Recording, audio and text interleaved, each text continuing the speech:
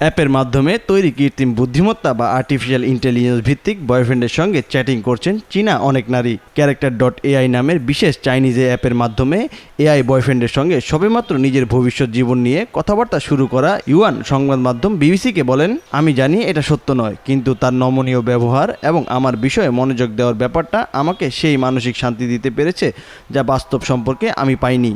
ব্যক্তিগত জীবনে বৈবাহিক সমস্যা এবং উদ্বেগের সঙ্গে লড়াই চলছে তার। এই পরিস্থিতিতে কৃত্রিম বুদ্ধিমত্তার সাহায্যে তৈরি তার এআই বয়ফ্রেন্ড তাকে সান্ত্বনা দিয়েছে বলে জানান ইউয়ান। এমনকি বাস্তব জীবনের সমস্যাগুলো মেটাতে কাউন্সিলিংয়ের সাহায্য নেওয়ার বিষয়টাকেও স্থগিত করেছেন তিনি। তার বদলে এই ভার্চুয়াল কথোপকথনের মাধ্যমে সাময়িক স্বস্তি খুঁজেছেন। এআই কম্পানিয়ান অ্যাপগুলো দ্রুত জনপ্রিয়তা অর্জন করছে।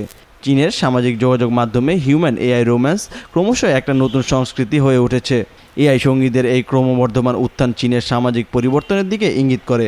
গবেষণায় দেখা গেছে, প্রতি মাসে অ্যাপ্লিকেশনগুলো সর্বোচ্চ সক্রিয় ইউজারের ভিত্তিতে বিশ্বব্যাপী শীর্ষ 100টা অ্যাপের মধ্যে স্থান পেয়েছে চীনের 4টা এআই কম্পানিয়ান অ্যাপ। এই তালিকায় অন্তর্ভুক্ত রয়েছে ক্যারেক্টার.এআই এবং টকি নামে দুটো চীনা অ্যাপ। এই অ্যাপগুলো সত্যিকার অর্থেই নারীদের মানসিক স্বাস্থ্যের প্রভাব ফেলবে। অ্যাপসগুলো যখন থাকবে না, তখন এর প্রভাব বোঝা যাবে। যান্ত্রিক জীবনে চীনের মানুষ এমনিতেই সন্তান উৎপাদনে অনীহা ভুগছেন, সেই কারণে এই অ্যাপস নতুন সমস্যা তৈরি করবে। যদিও কেউ কেউ বলছেন অবহেলাপূর্ণ নারী পুরুষের সম্পর্কের কুফল এই অ্যাপস। তবে কাউন্সেলিংয়ের বাইরে এটা থেকে প্রাপ্ত জ্ঞান না গ্রহণ করাই উত্তম বলে মনোবিজ্ঞানীদের পরামর্শ। তবে চীনের নারীরা মনে করছেন এআই বয়ফ্রেন্ড প্রতারণা করে না, অবহেলা করে না, সময় কাটানোর জন্য ভালো।